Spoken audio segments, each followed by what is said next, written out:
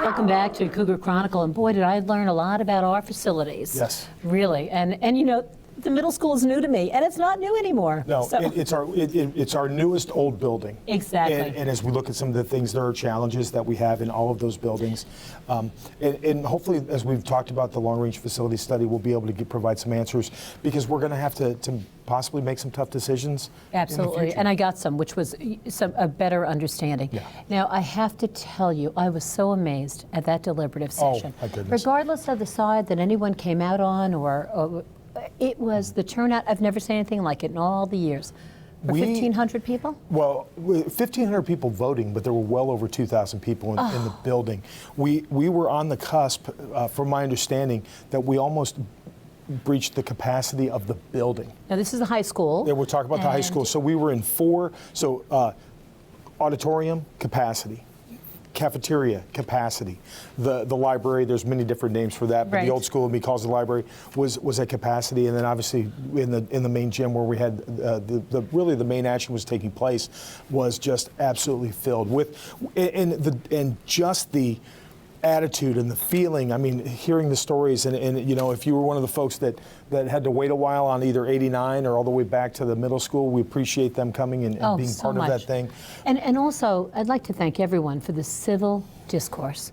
There was no name calling. There was no accusations. No. People expressed opinions Yes. without being nasty and mean. I was so proud of our community. Well, the old government teacher in me loves the participatory government that we saw, and this is Yes. that direct democracy that we It hoped really our was. kids to be part of. And everybody was, and again, your belief structure is what you believe, as we Right. get that. And there's no judgment and things like that. But everybody was so well-spoken and so articulate, and especially we looked at some of our younger students. We had that one young man that did just a great job. Oh, I just And wanted high school to, I want kids to hug him. stepping up. I know. It was just impressive. wonderful. My wife was there, as she should be, as a voting member of the community. And when we walked away, she and I kind of had talked a little bit, and she said she'd never seen anything like that. Yes. Because that kind of opportunity to interact together and interface with the board and about the budget that doesn't exist in Missouri. It was and so amazing. it's so special. Now, we need some help debriefing, and I understand you brought in the expert. Oh well, he'll jokingly say maybe he's not the expert, but I always love conversation with Michael Bessette, our assistant superintendent. And Michael and I have really, obviously, as we work hand in hand on stuff, You do. the ability to kind of say, okay, you know, the joke, okay, so what, now what? He's heard this from me before. So we've had the deliberative. Now, what are our next steps? How are we gonna move forward and get some of these things going? So, welcome back. Thank you.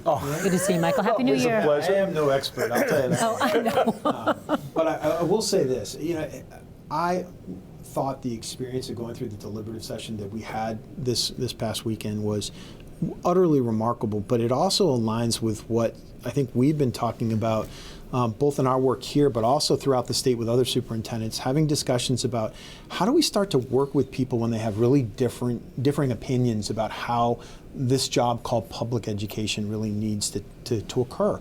And you know, what we're living in this world right now, if you haven't figured it out, I know we talk about it all the time, but we live in this world where people are no longer able to just take on a perspective or an idea without villainizing or victimizing or whatever the Weaponizing, word. all of those, right, exactly. The other party. And if we don't get our way, all of a sudden it becomes an ad hominem attack on the person, right? And we've got to move beyond that. I mean, John and I, as we were talking about earlier, John and I fully understand the impact of the tax rates and the impact on our community. We spend an awful lot of time talking about what that impact looks like and how are we going to manage that impact on our constituents, who range from people who are very wealthy to people who are not very wealthy within our communities, right? That's important, because what's been happening, and it's happening throughout our state, is that people are really trying to find solutions, but they're doing it sometimes in very aggressive ways. They're using that name calling. They're not looking at facts, and people on both sides of the coin don't want to talk with one another. We got to change that narrative, and I was appreciative, I assume John was as well, that when people came to those microphones and they're sharing out, they're holding us accountable. They're asking us to use the systems in play, our MBC, our board, our own judgment as administrators, to bring forth the best budgets that we can. But in the same breath, they were talking about the state's responsibilities and the multitude of lawsuits, 2 lawsuits, that the state is looking at right now, and the gamesmanship that may be occurring throughout our state about changing certain laws or policies around standards that provide people the opportunity to reduce taxes, but at the same time, reduce quality of experience. Now, Michael's, in my past career, media, right? And we had been covering education funding since the late 80s and the inequities, right, here in New Hampshire. So having that brought up again and again, and now even changes recently, it's not just the district, it's the state, and it's hard to figure all that out. It is, and the hardest part is people want education to be a part of their lives in some capacity. Everybody does, right? We all know that there's a value to education. I think people disagree fundamentally as to what that value is and how it should impact their day-to-day, right? For me, I've always approached it as public education is the great equalizer. It can take anybody from any role, any place, and you give them the foundations to be anything from a successful military career person to the President of the United States to an agricultural, it doesn't matter. It allows them that journey to do what they want to do. There are unfortunately a number of people who don't see it that way, and what they see it as is more of a burden.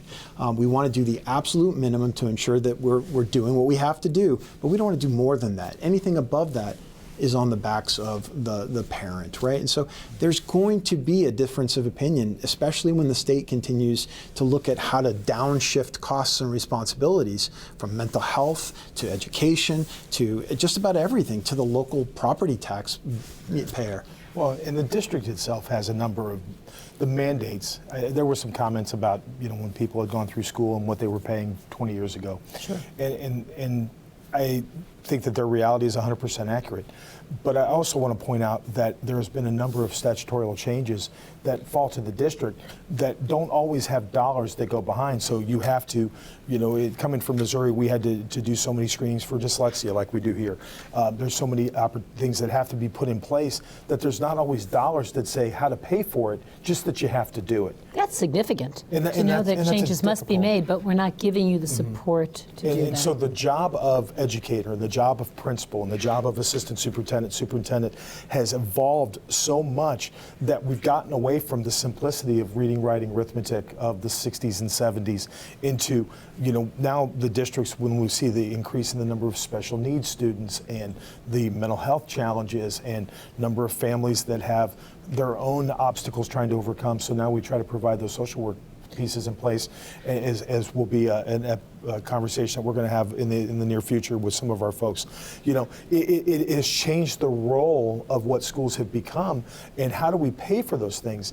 And the other problem that we start running into as well is private sectors have figured out that a lot of the skills of the people that we have in place, we can use them. And if I have a business, I can increase the price of something a couple of dollars or whatever to be able to bring those people in. The only way for us to increase salaries is to increase taxes. And so those are the things that we get into. And obviously we know that I don't want to be elbow deep in somebody's pocket. We want to make sure people feel, it may not necessarily feel good, is not the right way to describe it, but at least have a clear understand what it is we're doing with their money. So you're talking to a retired person, right? Yes. So suddenly your income is fixed. And you go into the grocery store and you say, oh, wow, look at that. It's very different than it was, 5, 10 years ago. That being said, I think that information and being informed piece is key. The message I heard out of that meeting was come to meetings, right? Yes. Come to MBC meetings, come to school board meetings and make your opinion known. Will that help? I think it does help. Unfortunately, it doesn't occur much. And we've opened up the doors for public participation in the meetings by Zoom, and we'll get a handful of individuals who NBC meetings too? NBC meetings as well. Wow. Yes. Okay. So NBC and school board meetings are both televised through Zoom. It's always posted. Folks can get that information right off of our website. But The honest answer is that it takes time, it takes energy, and it takes investment. And unfortunately, we live in a society that sometimes kind of put those things about this impact to the side until it really comes home to roost. That may be too late. And this might be a shining example of that. When you show up at the deliberative and you're just learning about what that set of circumstances are that create that impact on that tax bill, you're a little late to the game. It would be really wonderful if we could get that to occur a little bit earlier. One of the things that we also do is we live in a kind of a passive society today, and we've been struggling with this for years with communication, is do we bring the information to you or do you come and get it? Right? And so we try to do both. We That's put a up tough information. balance, huh? Yeah. Well, we've talked about communication Yeah. in the past, and how do we really, lighthouse that information and get those things to people frequently? Because what's happening is decisions are getting made, and along those same lines, we budget earlier than other districts. And part of that is the basis of the charter and things of that, which is its own unique item.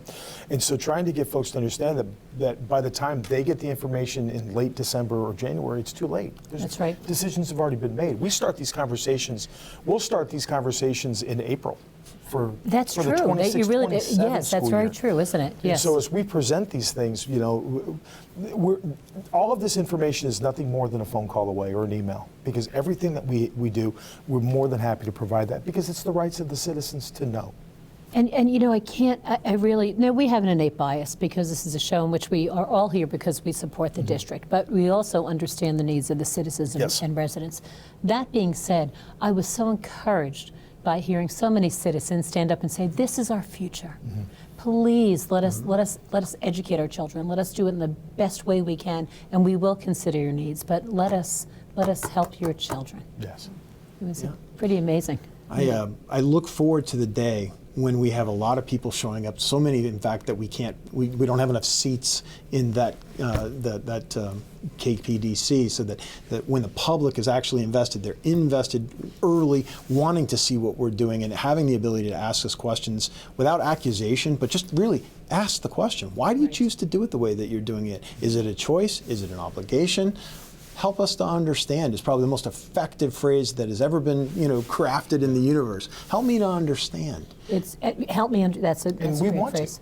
we want those things to happen. The board meetings are involved, and it's not. The district has never had anything to hide, but we need people to engage, because I can't go door to door That's right. to do it. Though I know you would if you could. If it was You could say, impossible, yeah. we'd try it. 30 seconds left. Michael, what do you think the best message is as we post-deliberative session? Thank you. Thank you for caring enough about public education. Whether you were pro or con against whatever the budgetary issues and the caps were, thank you for investing yourself in understanding why the decisions were being made the way that they were, at least at the deliberative. That's a great message. That's why we bring him back every That's time. right. And well, get set. You're in the hot seat.